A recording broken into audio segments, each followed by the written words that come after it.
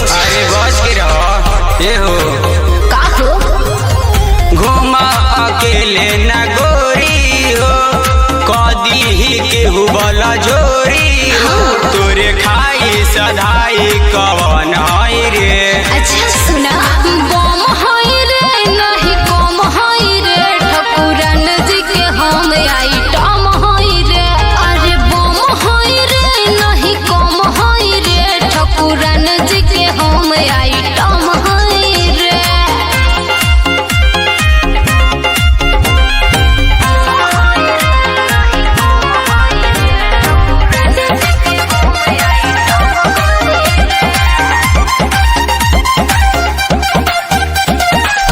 हमके देखाओ लाल किला कमी न होई 2000 ले आई घोट जो ना मनबू ना हो कोमल बोत अनबा में छुआ जाने हो मीठ मलपुआ पमुआ जाने हो।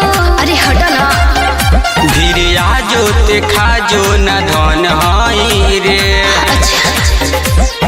बम है रे नहीं कम है रे ठकुरन जी के हम आइटम है रे। बम है रे नहीं कम है रे ठकुरन जी के हम आइटम है रे। का बुझला